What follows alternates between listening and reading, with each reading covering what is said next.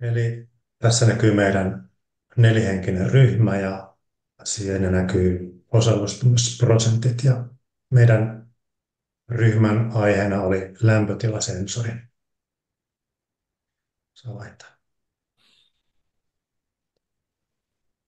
Ja jo heti ekassa suunnittelupalaverissa aika yksimielisesti lähdettiin kehittämään lämpötilasensoria ja lähdettiin kukin tahoillemme kehittelemään erilaisia prototyyppejä, millä voitaisiin mitata lämpötiloja ja täältä sitten löytyi vanhasta televisiosta termistori.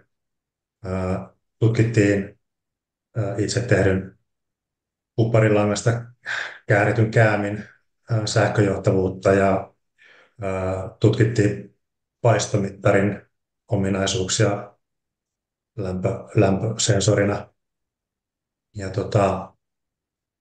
lopullinen ratkaisu sitten löytyi termistorista ja siihen otettiin kaveriksi tällainen digitaalinen sensori, että saadaan sitten vertailuarvoja, että millä lailla, miten hyvin tämä meidän itse tekemä sensori pitää paikkansa.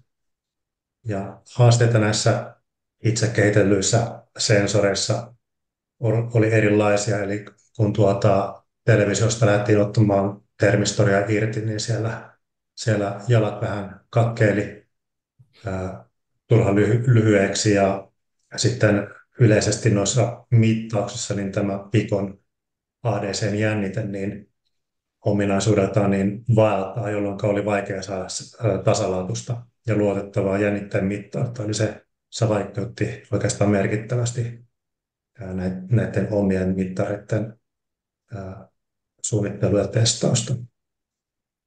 Mutta niin kuin sanottu, niin lähdettiin sitten tästä termistorista rakentamaan omaa lämpömittaria ja digitaalinen lämpötilasensori tuli siihen matkaan mukaan. Tässä on sitten vielä kuvia näistä meidän prototyypeistä. Siellä vasemmalla näkyy television purusta löytynyt komponentti ja sitten tuossa keskellä kuparilangasta kääritty käämi, siellä on myös vastuskaverina yritetty ratkaista tätä ongelmaa. Sitten paistomittaria vähän tutkittiin ja muokattiin niin, että saatiin se tuonne pikon kiinni. Ja sitten tuolla oikealla alhaalla sitten näkyy kuva ja meidän tästä lopullisesta tuotoksesta. Eli lämpötilasensorin ideana oli, että digisensori antaa vertailuarvoja ja termistori sitten mittailee siinä kyljessä. Digisensori on siinä vähän niin kuin auttamassa noiden impedanssien säätöjen ja muiden kanssa, että saadaan realistisia tuloksia. Termistori on siis vastus, jonka resistori muuttuu sitä mukaan, minkä lämpötilan se nappaa siitä ympäriltä. Ja NTC, niin se meinaa, että se resistenssi pienenee, kun lämpötila kasvaa ja nousee, kun lämpötila laskee. Ja se näyttää ympäristön lämpötilaan silloin, kun läpi kulkee niin pieni virta, että termistori ei merkittävästi lämmity. Ja lämpötila luetaan ADC-pinnistä tuolla pikolla. Ja tämän termistorin mittausalue on -40 150 plus asteeseen. Digisensorina toimii PS18B20. Sen mittausalue on vähän pienempi, -10 85 plus asteeseen, ja sillä on tasainen tarkkuus tuommoinen puoli celsiusta, kun taas termistorilla se vaihtelee eri lämpötiloissa 1-5%.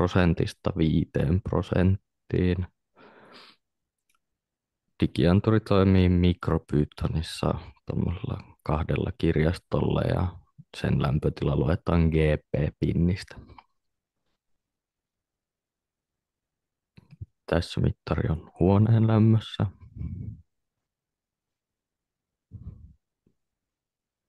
Tässä mittari on kylmässä ollut ihan hetken. Tässä se on ollut kylmässä kauemmin ja hetki kylmästä poisoton jälkeen tasaantunut. Eli osa lista, niin tässä on Raspberry Pico V koekytkentälevyssä kiinni. Sieltä löytyy 20 kilo-ohmin vastusta. Kaapeleiden tarkkaa määrää en muista.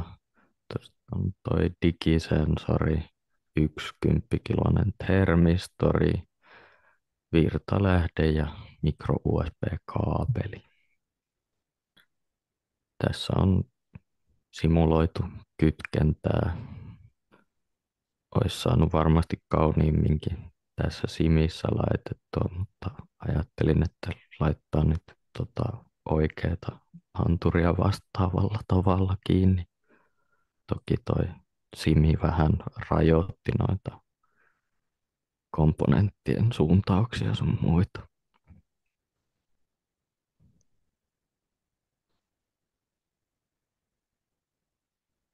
Jees, hyvä. Sitten vielä lyhyesti tuosta meidän koodista. Siellä on voi vaikka vähän sen näyttää. No niin, eli tosiaankin toi backend-puoli siellä sensorilta tai muodostetaan toi Wi-Fi-yhteys ja sitten tulee dataa niistä kahdesta eri sensorista, eli se termistorin mittaama lämpötila ja sitten on toi digianturin mittaama lämpötila sitten vertailuarvona.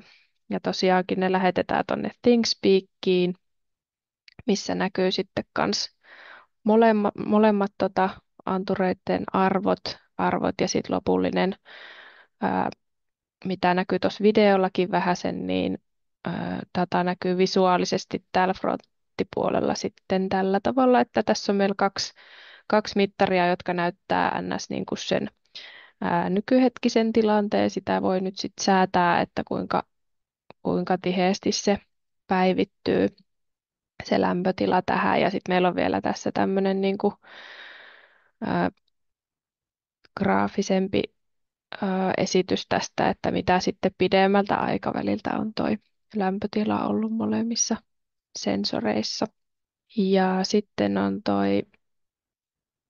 vielä loppuu vähän noita haasteita tai yhteenvetoa, niin haasteina oli sitten just piko-ominaisuudet sen ADC-jännitteen vaihtelussa ja sitten tietysti tuo elektroniikkaosaaminen on aika isossa roolissa tässä. Onneksi toisilla sitä oli jo enemmän, mutta kyllä siihen paljon piti tutustua, että sitten saatiin tämä homma kasaan. No sitten ehkä kehityskohteena voisi just olla se, että toi olisi liikuteltavampi toi meidän sensori ja ulkonäkökin varmaan ehkä se voisi olla jossain kotelossa tai tuollaisessa. No sitten se datan luotettavuus, meillä nyt oli siinä sitten se digisensori mukana antamassa niitä vertailuarvoja ja saatiin kyllä molemmilla aika lailla samaa tulosta, niin näyttäisi ihan silleen luotettavalta noi termistorin arvot siitä lämpötilasta. Tällainen oli meidän projekti. Kiitos, kun katsoitte.